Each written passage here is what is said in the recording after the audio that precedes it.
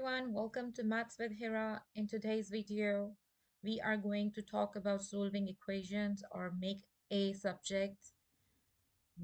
variable a subject. We have done something like this before as well, so there is another question to the series that I'm going to add today, which I believe would be helping you out as well for your GCSE exams. So let's go and continue with the question. If you see in this question, there is a p and then there is a variable n and there is a variable a. So there are too many variables, and plus this is equation also is a quadratic equation. See, there is a square on top of it. So this seems like kind of a very difficult equation as compared to the ones that we have done before. And you can see that it's already described that this is a formula. So normally formulas have so many unknown values if you see in this question. So here the thing is, the catch is that everything is a variable and everything is unknown. So how would we see an addition, and how would we isolate this a from p and also from n? And you would also say that there is also some value, like there is a sign plus with the value a. So this question is a little bit more confusing than the ones that we have done. So let's see how is we are going to solve this 4-mark question. So first, let's have a look. In the denominator, you see there is n plus a. So, whenever we are solving a question, the first thing we are supposed to do is get rid of the denominator. So how we are going to do that? We are going to multiply n plus a, which is in the denominator, to both sides of the equation.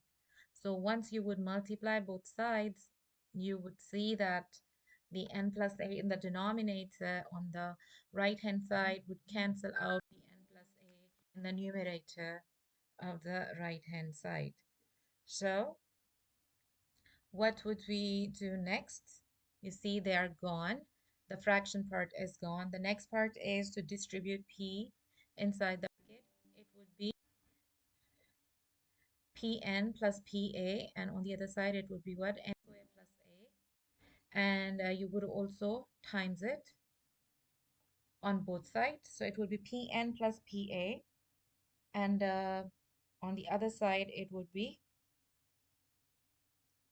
n squared plus a. Now the next step is you have to move all the a values on one side of the equation and the non-a values to the other side of the equation. Let's see how we are going to do that. So, adding taking away a from both sides, it will be pa minus a, and on the other side it's n squared minus pn. A would be taken out as common from the left side, and n would be taken out as common on the right side. Next, we need to isolate the a value. This means that how we can do it, we can divide both sides with p minus a, and once p minus 1, my bad. So p minus 1, when you divide, they would cancel out from the left hand side because there is one in the top, the one in the bottom, and you will see we would have our equation with a as a subject. So our new formula would be what? A equals to n into n minus p over p minus 1. And this is how we would work out this question, by isolating a and making a a subject, or solving the equation for a, or finding out the value of a. So this is how we would do the question. I hope you understood it. See you in the next video. Bye.